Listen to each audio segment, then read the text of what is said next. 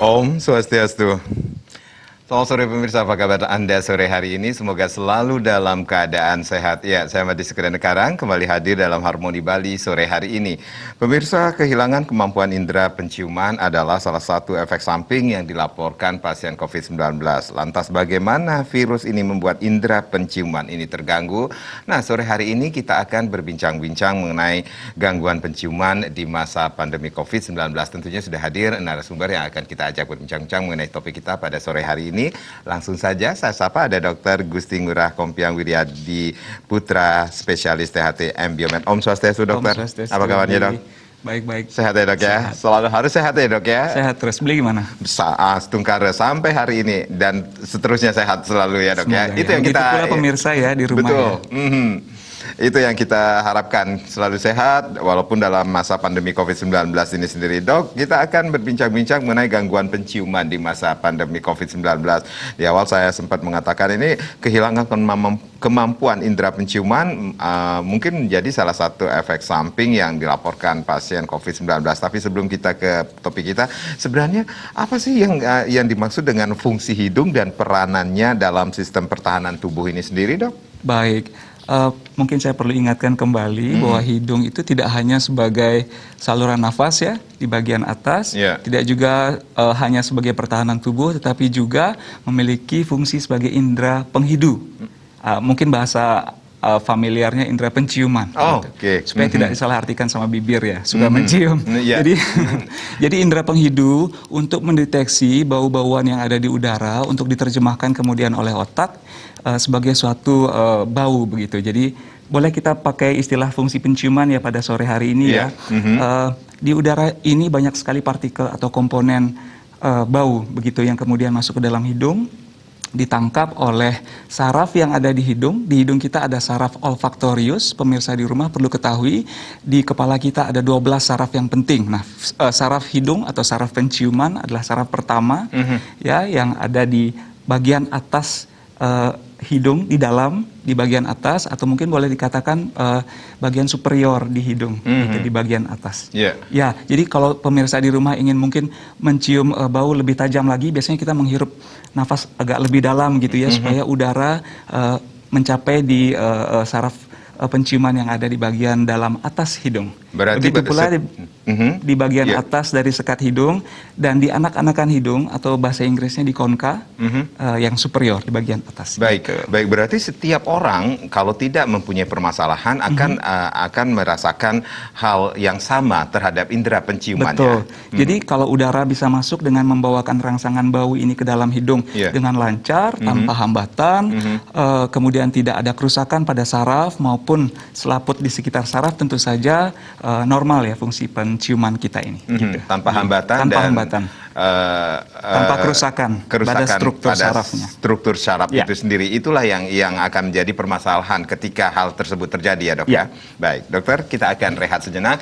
Pemirsa, di sesi berikutnya silakan Anda juga bisa berpartisipasi di 0361 894 8400 dan juga di 0361 894 8401. Bagaimana gangguan penciuman di masa pandemi COVID-19, masih bersama Dr. Wiryadi Putra, dan tentunya kami akan kembali, tapi tentunya setelah yang berikut ini.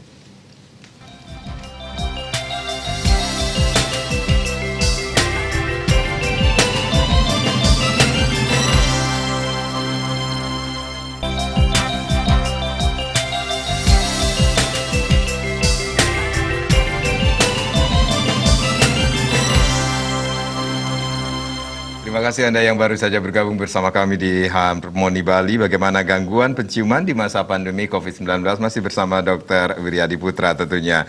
Dok, kalau tadi dokter mengatakan bahwa fungsi hidung bagi seseorang itu sangat berarti sekali ya, dok ya. Jadi bisa dikatakan kalau kita berbicara tentang perannya dalam sistem pertahanan tubuh ini sendiri seperti apa, dok? Baik. Jadi hidung itu memiliki banyak sekali struktur.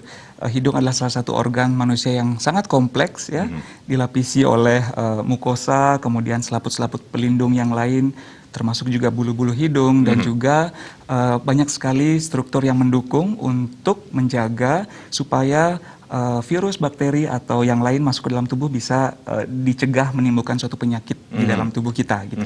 Sebetulnya itu fungsi yang cukup penting dari hidung ya, di samping sebagai indera penghidu atau indera penciuman. Nah, penting sekali juga untuk menjaga kebersihan juga ya, dan kesehatan hidung. Kalau hidung kita sakit gitu ya, bisa saja hidung kita mengalami penurunan fungsi, termasuk juga fungsi dari penciuman gitu, Beli. Oke, yang baik. mungkin akan kita bahas pada sore ini. Berarti ada salah satu saja yang mengalami kerusakan ataupun yang sakit seperti itu akan berakibat terhadap indera penciuman kita. Baik, mungkin boleh saya jelaskan juga sedikit ke pemirsa bahwa indera penciuman kita itu cukup sensitif ya, dan penyebab kerusakan atau penyebab gangguannya bisa kurang lebih kita simpulkan menjadi 3 macam ya. Yang pertama gangguan konduksi. Gangguan konduksi bila udara tidak bisa masuk dan tidak bisa menghantarkan rangsangan bau ke dalam hidung. Mungkin di dalam hidung kita ada sumbatan ya, seperti ada tumor, ada polip, kemudian juga mungkin sedang mampet begitu, sedang tersumbat. Kemudian penyebab berikutnya adalah gangguan sensori. Seperti saya jelaskan tadi bahwa di hidung kita ada saraf-saraf penciuman, saraf olfaktorius ya, dan juga selaput di sekitarnya itu yang bertugas untuk menangkap rangsangan bau. Mungkin ada infeksi virus, infeksi bakteri, atau kerusakan karena trauma kepala mungkin ya, atau mungkin sinusitis. Kemudian yang ketiga adalah gangguan dari neural atau saraf. Apakah saraf olfaktorius atau saraf penciuman itu rusak, atau mungkin penghantaran dari saraf itu ke otak, atau mungkin otaknya yang terganggu begitu, yang rusak. Jadi 3 hal ini yang menyebabkan adanya gangguan penciuman yang diderita oleh pasien. Berarti salah satu saja gangguan itu terjadi pada seseorang itu akan berakibat terhadap kehilangan penciuman. Ya, mungkin menimbulkan suatu gangguan penciuman yang pemirsa di rumah mungkin sering baca di media ya. Paling sering kita dengar kata anosmia ya. Sebetulnya anosmia itu adalah kehilangan penciuman atau kehilangan fungsi penciuman secara total. Ada juga hiposmia atau mungkin menurun fungsi penciuman kita begitu ya, tapi kita masih bisa mencium, cuman mungkin sensasinya tidak terlalu kuat, tidak sekuat biasa. Ada juga parosmia, jadi kita mencium apa tapi baunya apa gitu. Itu juga salah satu kerusakan di indera penciuman. Begitu pula ada kakosmia ya, banyak sekali sebetulnya istilah-istilah. Kita terus mencium bau yang busuk begitu misalnya. Jadi berbagai macam istilah ini akan menggambarkan berbagai macam kondisi di tubuh pasien, dan tentu saja pendekatan pengobatan yang berbeda-beda. Jadi ada seseorang atau masyarakat yang merasakan ini kok saya terus ada bau-bau yang tidak enak, padahal di sekitarnya tidak ada bau-bau, sedangkan yang lainnya tidak merasakan hal yang seperti itu. Itu juga salah satu sebetulnya gangguan di indera penciuman kita ya. Cuman untuk di era pandemi COVID seperti sekarang ini biasanya di media banyak sekali menuliskan kata anosmia gitu. Mungkin pemirsa lebih awam dan familiar dengan kata anosmia yang sebetulnya adalah kehilangan penciuman secara total. Gitu kehilangan penciuman secara total. Ya. Berarti ini ada bedanya juga dengan hilangnya indera penciuman pada flu-flu biasa, Dok? Baik. Kan banyak juga masyarakat yang merasakan hidung tersumbat, tidak bisa merasakan indera penciumannya terganggu seperti itu, Dok? Ya. Ada yang membedakannya, Dok? Tentu saja ada perbedaannya, Beli ya. Jadi seperti tadi saya jelaskan bahwa penciuman itu seharusnya lancar gitu ya, udara masuk ke dalam hidung, kemudian mencapai serabut saraf di dalam hidung itu sebetulnya harus lancar jalurnya. Begitu, jika ada hambatan mungkin akan mengurangi ketajaman dari penciuman. Ya, jadi kalau pada pilek-pilek biasa terjadi bahasa awalnya mungkin peradangan di dalam hidung kita ya, kemudian juga disertai dengan sumbatan, kemudian juga meler gitu ya, jadi menghasilkan banyak lendir dan ingus ya. Biasanya itu disebabkan oleh virus-virus untuk pilek-pilek biasa. Sedangkan untuk COVID-19 dari penelitian biasanya disebutkan pileknya hilang penciumannya tiba-tiba terjadi kurang dari 12 hari ya. Kemudian tidak ada sumbatan pada hidung dan jarang sekali disertai dengan ingus atau gejala yang lain. Tiba-tiba aja hilang penciumannya. Begitu. Mungkin juga disertai dengan gangguan pengecapan. Karena pengecapan dan penciuman itu saling terkait sekali. Gitu. Jadi itu perbedaannya. Ada gejala-gejala yang harus diketahui juga oleh masyarakat. Ya.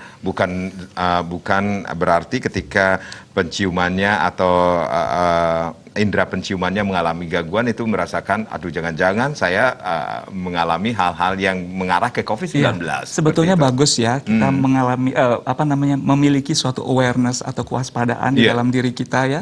Jadi pemirsa di rumah jika merasakan hidungnya tiba-tiba tidak bisa mencium atau mungkin kemampuan menciumnya berkurang, mungkin sudah harus berpikir ya untuk datang ke pusat kesehatan, mendatangi dokter THT boleh atau ke rumah sakit ya untuk mencari pertolongan gitu ya, untuk kita cari apa nih penyebabnya, apakah hanya pilek biasa atau mungkin mengarah ke COVID-19 yang memerlukan tes lebih lanjut, kan seperti itu Beli.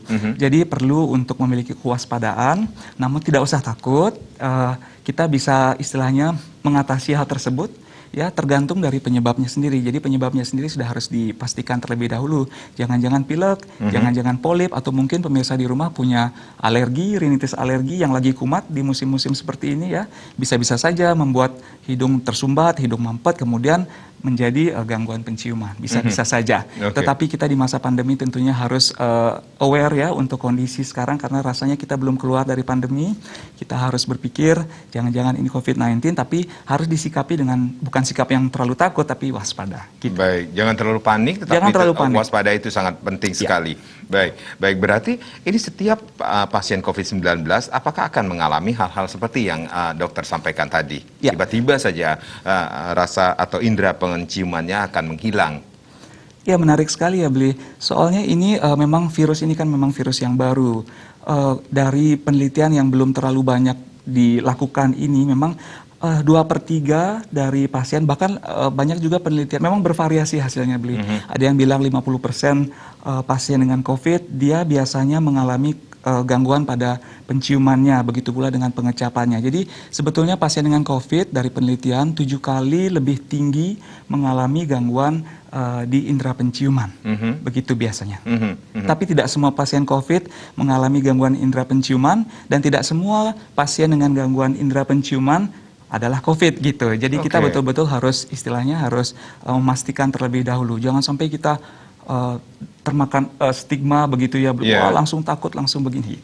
Nah, ini kan masyarakat juga harus mengetahui bahwa ketika seseorang divonis terjangkit COVID-19 ini, indera penciumannya, indera perasanya akan mengalami kehilangan seperti itu. Baik. Begini Beli, mungkin perlu saya luruskan sedikit. Jadi kehilangan indera penciuman dan atau dengan indera pengecapan biasanya terjadi setelah 2 hingga 14 hari dari paparan virus. Ya, jadi mungkin duluan terdeteksi gangguan penciumannya, gitu Beli ya. Jadi pasien biasanya aware nih, wah tiba-tiba kok tidak bisa mencium, tidak ada pilek, tidak ada sumbatan pada hidung. Nah, mungkin kita itu pasti akan waspada gitu ya, karena kalau salah satu dari panca indera kita agak berkurang fungsinya, pasti manusia itu akan bingung begitu, kualitas hidup kan juga menurun. Kemudian kita pasti seharusnya tidak usah panik, tetapi kemudian mencari jawaban. Kita bisa datang ke dokter, ada apakah ini, apakah pilek atau yang lain. Kemudian nanti kita tegakkan diagnosisnya ya dengan pemeriksaan yang perlu.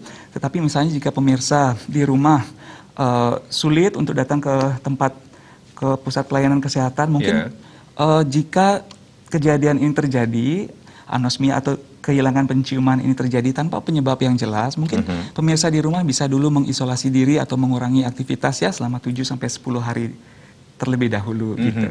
Ya. Baik, itu yang harus dilakukan.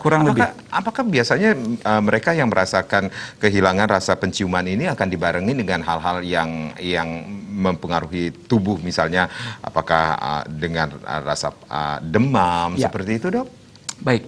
Seperti kita ketahui, COVID ini virus yang cukup pintar gitu ya, dia bisa unik ya Dok ya, bisa mimicking banyak hal dan juga bisa bersifat sistemik, juga bisa merusak banyak sekali organ, termasuk salah satunya di hidung kita gitu ya. Jadi kita perlu aware untuk semua yang terjadi di tubuh kita ya. Kemudian tidak usah panik seperti saya bilang, dan kita akan menegakkan terlebih dahulu diagnosisnya gitu. Apakah semua pasien COVID mengalami hilangnya indera penciuman seperti saya katakan tadi? Tidak, ya, tidak. Dan kehilangan indera penciuman ini bukan satu-satunya gejala. Gitu. Bisa saja dia terjadi sendiri, bisa saja juga diikuti dengan gejala yang lain, batuk, demam. Jadi intinya COVID ini menunjukkan gejala yang sangat bervariasi di setiap pasien, gitu. Sangat-sangat bervariasi.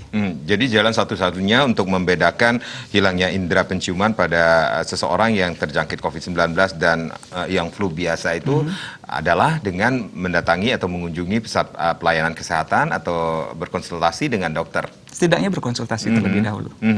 Itu yang harus dilakukan. Ya. Oke, baik. Dokter, nanti kita akan lanjutkan lagi bagaimana penciuman atau gangguan penciuman di masa pandemi COVID-19.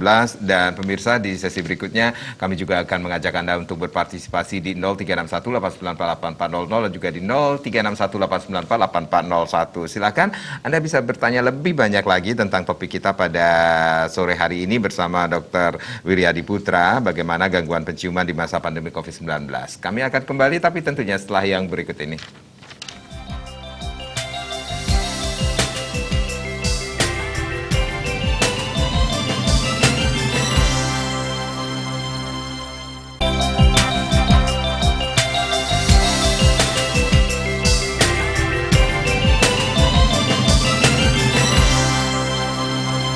Ya, bagaimana gangguan penciuman di masa pandemi COVID-19 masih menjadi topik kita di Harmoni Bali. Masih bersama Dr. Gusti Ngurah Kompiang Wiryadi Putra, spesialis THT, MBiomed tentunya. Silakan Anda yang ingin bergabung bersama kami, line sudah kami buka di 0361 894 8400 dan juga di 0361 894 8401. Kalaupun Anda mempunyai permasalahan di seputaran THT, silakan. Ini kesempatan Anda untuk bertanya lebih banyak lagi bersama Dr. Wiryadi Putra, ataupun mempunyai permasalahan sesuai dengan ada hubungannya dengan topik kita pada sore hari ini. Dok, tadi dokter mengatakan ini gejala-gejala yang harus diwaspadai oleh seseorang. Ini kita harus aware sekali terhadap kesehatan kita. Kemudian 2 sampai dengan 14 hari ketika seseorang mengalami atau merasakan gejala bahwa loh kok saya nggak ada mencium sesuatu atau rasa penciumannya,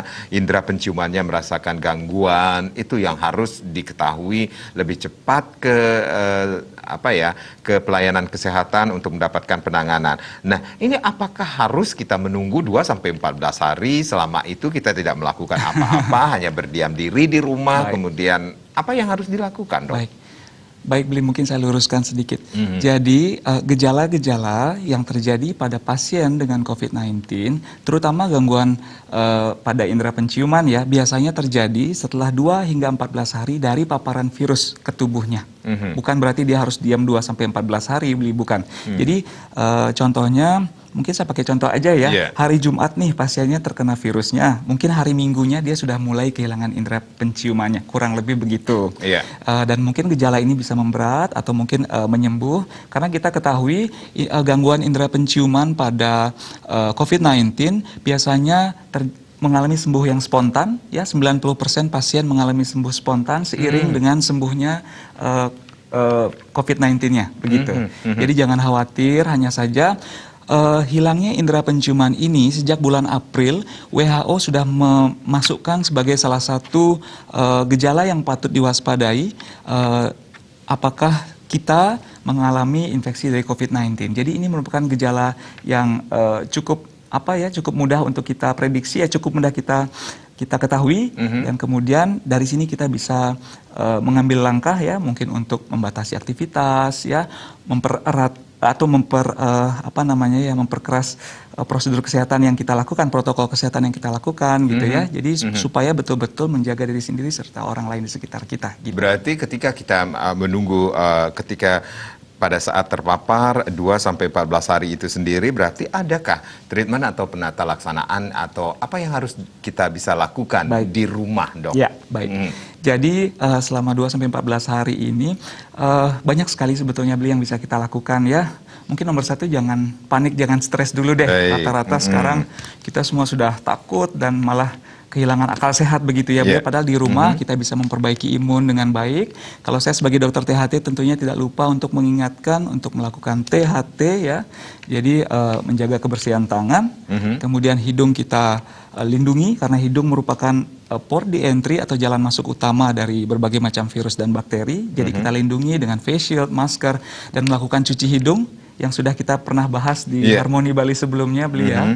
Kemudian juga memperbaiki imun tubuh secara keseluruhan dengan tidur yang cukup dan makan yang bergizi, kurang lebih demikian. Nah, di samping itu, secara khusus gangguan penciuman juga bisa kita atasi ya dengan memberikan pengobatan sih sebetulnya. Mostly adalah pengobatan untuk mengatasi peradangan yang terjadi di dalam hidung. Kemudian juga dari beberapa penelitian banyak sekali yang menyarankan untuk melakukan latihan untuk mengembalikan fungsi hidung atau olfactory function training gitu sebetulnya. Tetapi perlu saya ingatkan kembali bahwa jika COVID-19 ini sembuh ya, mengalami fase penyembuhan, begitu pula gejala-gejala yang dialami oleh pasien tersebut juga cenderung akan hilang sih, Bli. Jadi 90% gangguan penciuman juga akan membaik. Jadi pemirsa tidak perlu khawatir. Tinggal mengikuti pengobatan yang ditujukan untuk COVID-19 saja. Oke. Begitu. Tergantung karena COVID-19 kan memang menimbulkan gejala ringan, sedang, berat ya, tergantung dari manifestasi klinis di pasiennya. Begitu. Jadi ada hal-hal yang harus diperhatikan juga ketika menunggu ketika gejala tersebut muncul, kemudian kita hanya di rumah menunggu apa yang bisa dilakukan. Tangan pertama kali, jangan terlalu usil untuk untuk apa ya, dalam istilahnya itu jangan cicilan lah ya, semuanya dicoba-coba seperti itu ya, dengan tangan harus tetap menjaga kebersihan tangan, mencuci tangan atau dengan dan jangan lupa Bli bahwa kehilangan indera penciuman belum tentu COVID-19. Ya, belum tentu. Kita harus mewaspadai saja karena indera penciuman yang kehilangan indera penciuman yang tidak disertai dengan sumbatan hidung atau penyakit yang lain seperti pilek dan meler dan sebagainya, baru kita berpikir ke sana. Jadi penting sekali untuk menegakkan diagnosis terlebih dahulu dengan melakukan tes yang disarankan. Begitu. Kita flashback dulu dengan cuci hidung. Ini pun bisa kita lakukan. Mungkin pemirsa Bali TV yang beberapa waktu lalu belum sempat menyaksikan perbincangan kita tentang cuci hidung, ini bisa dilakukan juga di rumah, Dok, cuci hidung. Bisa. Dengan hal-hal yang sangat sederhana, bisa dilakukan di rumah, kemudian praktis dan cenderung tidak ada efek sampingnya ya. Jadi pemirsa di rumah kalau mungkin merasakan hidungnya mengalami gangguan penciuman, bisa mencoba ya metode untuk membersihkan hidung. Harapannya hidung membersihkan juga dirinya sendiri ya dari virus yang melekat atau mungkin berbagai macam penyakit lain ya yang mungkin menempel atau masuk ke dalam hidung. Kita bisa cuci dengan melakukan cuci hidung.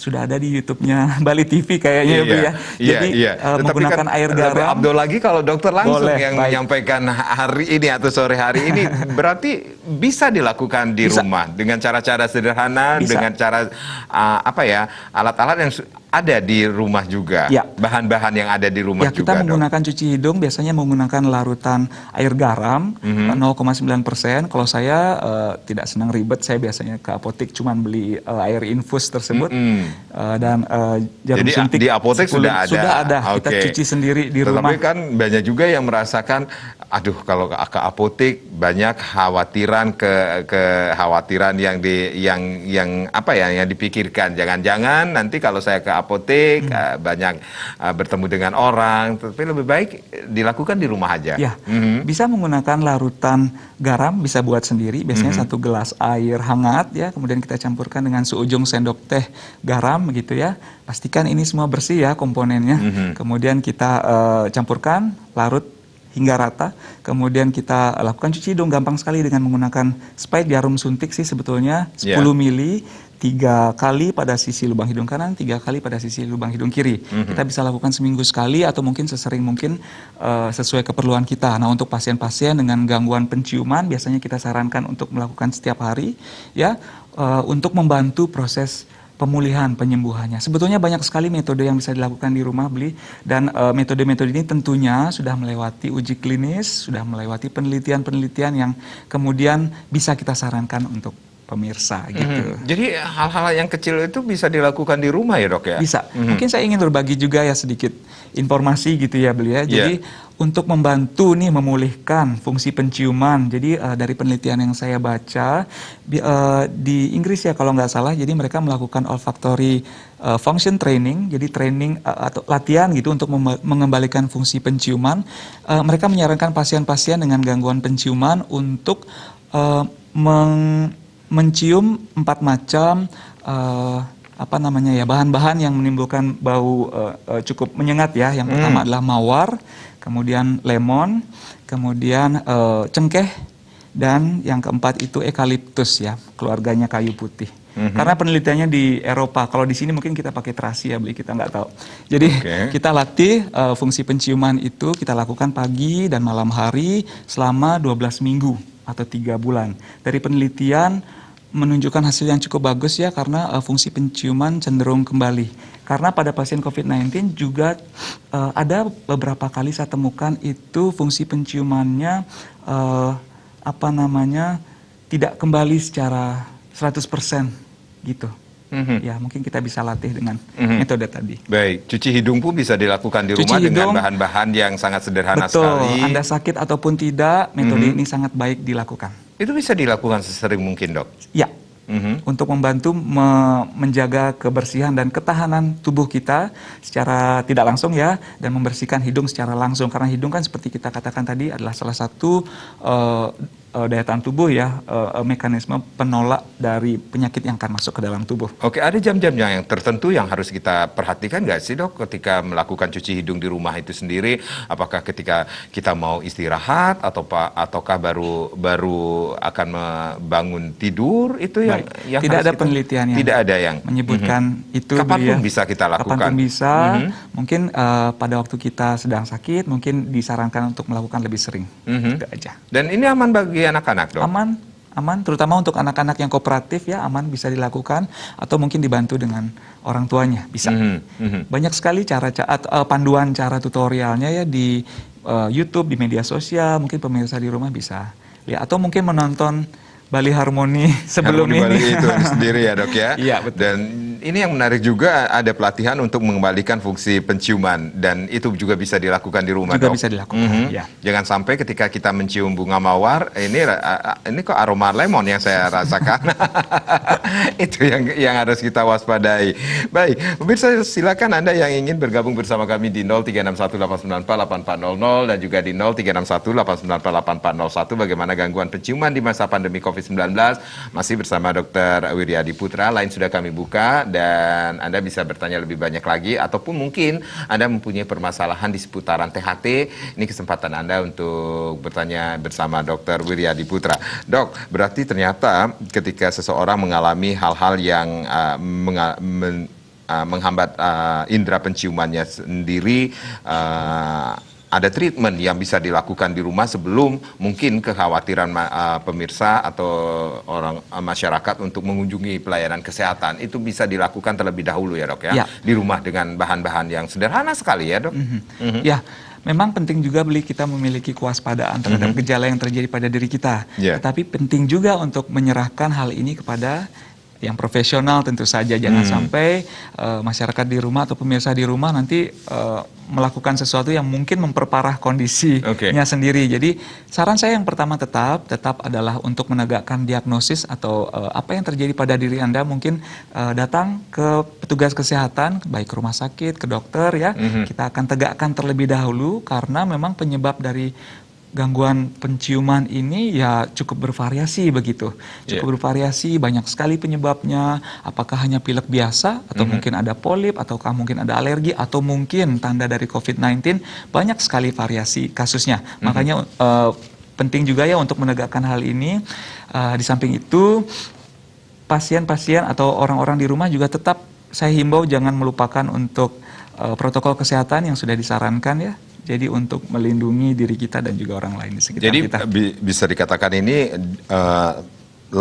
atau penyebab dari gangguan-gangguan yang dialami oleh masyarakat tersebut akan berbeda lagi dengan penanganannya yang akan tergantung penyebabnya. Sebagai contoh, pada waktu kita mengalami trauma kepala, misalnya pada waktu kecelakaan dan saraf penciuman kita rusak, ya bisa-bisa saja itu adalah penyebabnya gitu beli. Jadi mau dikasih obat pilek, mau dikasih cuci hidung atau yang lain, tentunya kan tidak banyak membantu karena sarafnya rusak mungkin perlu penanganan yang lebih agresif begitu. Jadi hal-hal tersebut yang mungkin saya maksudkan tadi. Gitu. Jadi kalau memang misalnya gangguan penciumannya karena sinusitis misalnya ya, karena rhinosinusitis, ada peradangan pada sinus dan hidungnya, jadi mungkin memerlukan pendekatan antibiotik, pendekatan atau mungkin pendekatan operasi gitu. Banyak sekali hal-hal yang berbeda-beda, case per case, kasus per kasusnya. Sedangkan untuk COVID-19 gangguan penciumannya seperti saya bilang tadi mungkin karena kerusakan pada selaput sarafnya atau sel-sel di sekitar sarafnya secara langsung maupun tidak langsung ya, karena ada sitokin, ada reaksi imun tubuh. Jika virus ini sudah hilang, ya, tubuh juga sudah mengalami penyembuhan, gangguan penciumannya juga bisa sembuh kembali secara spontan gitu. Jadi penting ya untuk tahu bedanya. Oke, baik. Jadi ada per kasus akan berbeda juga penanganannya. Ya. Nah, ini kalau penanganan dari kasus COVID-19 ini sendiri, kemudian dengan penyebab gangguan yang berbeda juga yang dialami atau flu biasa itu sendiri, berarti beda juga penanganannya, Dok? Baik, mungkin pemirsa di rumah kalau bisa sih jangan sampai ikut bingung ya, banyak sekali ketakutan, kebingungan yang ada di masyarakat, memang perlu sekali kita luruskan ya. Sebetulnya COVID-19 berbeda sekali dengan pilek-pilek biasa ya, dari jenis virus penyebabnya saja sudah berbeda. Dan kemudian manifestasi klinisnya juga pasti akan berbeda begitu. Untuk mendiagnosis COVID-19 itu kita melakukan pemeriksaan laboratori untuk standar baku emasnya sekarang memang kita lakukan swab hidung dan tenggorokan ya, dengan melakukan PCR swab test ya. Sebetulnya itu yang kita gunakan untuk mendeteksi ada tidaknya virus. Nah, jika kita sudah melakukan hal tersebut baru kita boleh bilang itu COVID-19, kan betul seperti itu. Jadi untuk kita bilang bahwa saat dia menunjukkan gejala-gejala yang mirip pilek, kemudian kita bilang mungkin kamu COVID, ya seharusnya tidak demikian sih gitu. Jadi tetap kita harus melakukan pemeriksaan yang tepat untuk mendiagnosis secara tepat, kemudian kita akan melakukan treatment yang lebih baik lagi. Bisa yang lebih disembuhkan tepat. nggak, Jok? Apanya? Bisa disembuhkan juga indera penciumannya atau untuk mengembalikan seperti fungsi saya katakan indera tadi, penciuman ini sendiri, Dok? Ya, seperti saya katakan tadi bahwa dari penelitian lebih dari 90% bahkan indera penciuman itu yang sebelumnya hilang karena proses COVID-19 ini ya akan sembuh spontan. Ya, akan sembuh spontan meskipun ada beberapa kasus yang mengalami penyembuhan tidak sempurna gitu ya, Belia. Jadi dari penelitian tersebut bilang ya kita sebetulnya tidak harus khawatir, cuman menjadikan tanda ini sebagai salah satu awareness kita terhadap COVID-19. Jadi bisa dikatakan ini juga untuk diluruskan lagi untuk diketahui oleh masyarakat bahwa tidak semua pasien yang mengarah ke COVID-19 itu akan merasakan kehilangan indera penciuman, tetapi ada juga orang yang merasakan indera penciumannya berkurang karena penyebab lain, bukan karena COVID-19. Baik, Dokter Wiryadi, kita akan rehat kembali. Pemirsa, jangan kemana-mana, kami akan kembali dan tentunya di sesi berikutnya dengan topik kita yaitu bagaimana gangguan penciuman di masa pandemi COVID-19. Dan sekali lagi Anda bisa berpartisipasi di 0361 894 8400 dan juga di 0361 894 8401. Sesaat lagi.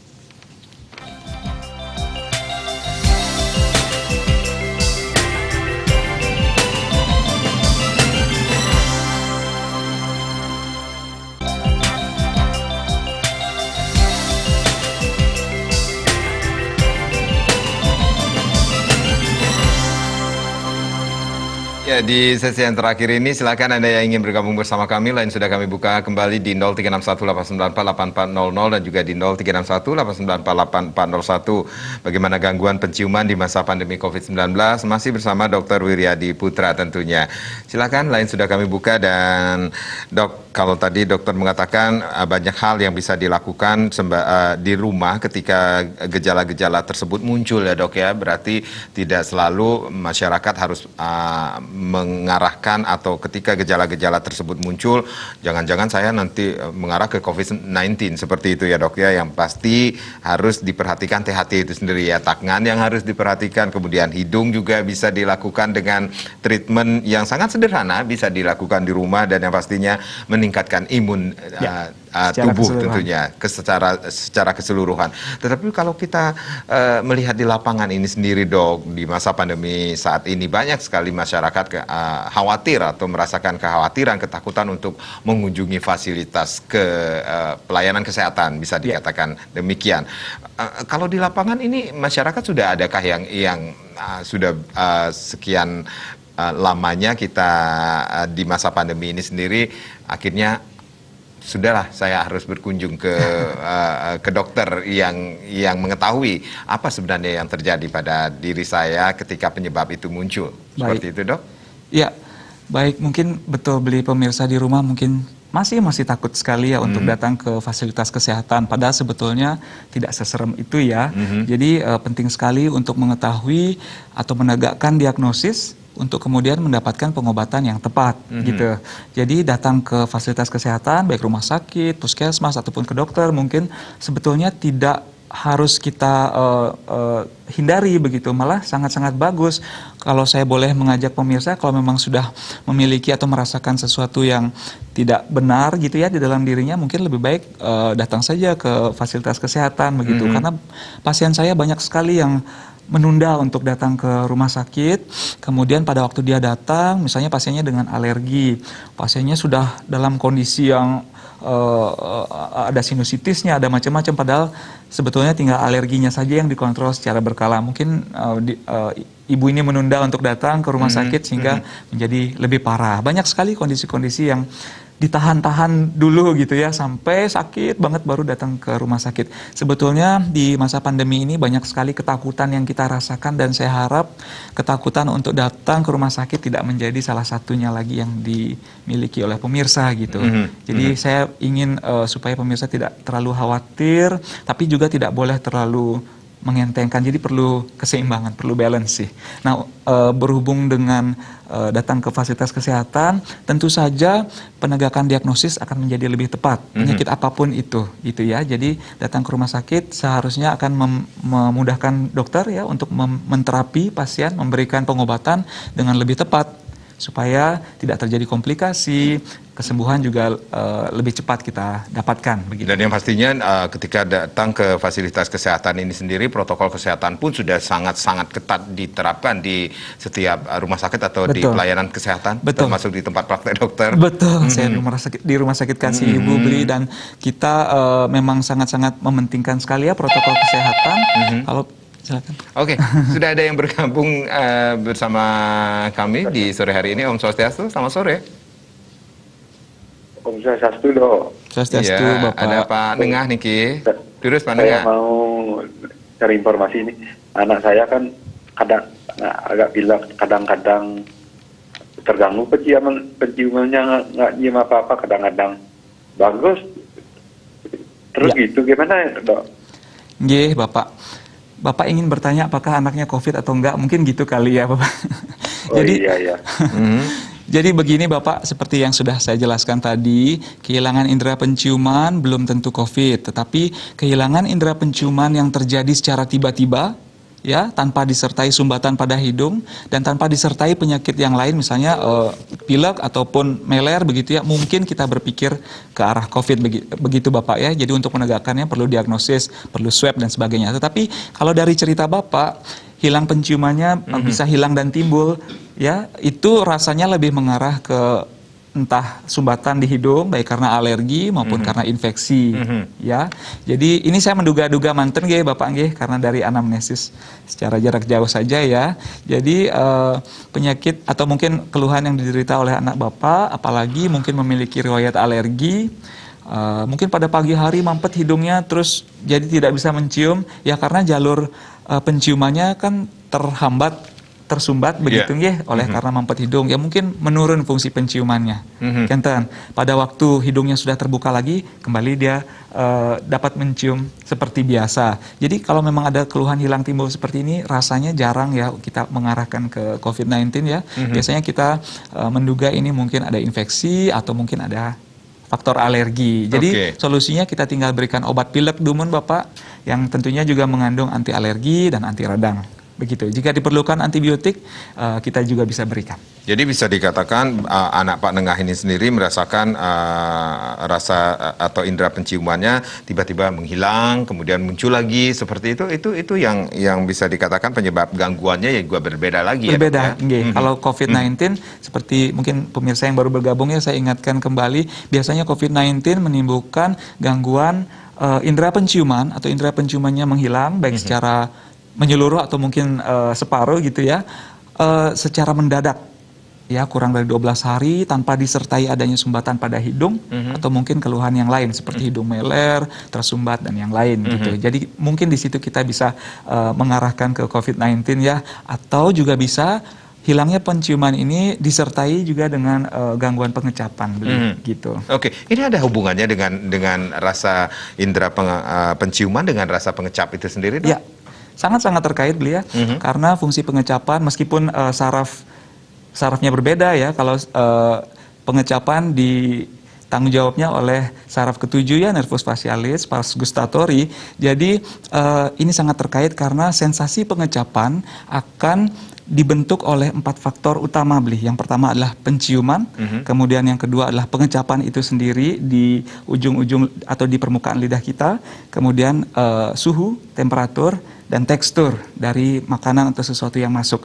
Jadi keempat ini akan menimbulkan sensasi pengecapan. Bayangkan kalau penciumannya terganggu, pasti akan mempengaruhi rasa sensasi pengecapan yang dirasakan oleh tubuh kita atau mulut kita, begitu. Jadi sangat-sangat terkait. Oke, jadi treatment yang bisa dilakukan oleh Pak Nengah terhadap anaknya pun bisa dilakukan di rumah, ya, Dok. Baik. Kalau untuk anak Pak Nengah tadi mungkin agak berbeda ya.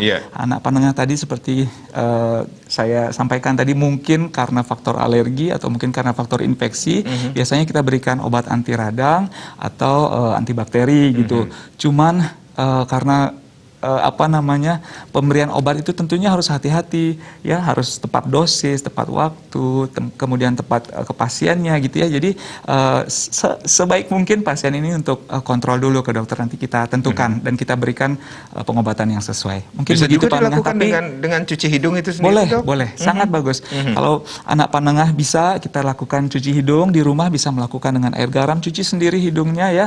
Kalau memang dalam beberapa waktu masih dirasakan, mungkin baru datang ke dokter atau rumah sakit untuk diberikan terapi yang tepat.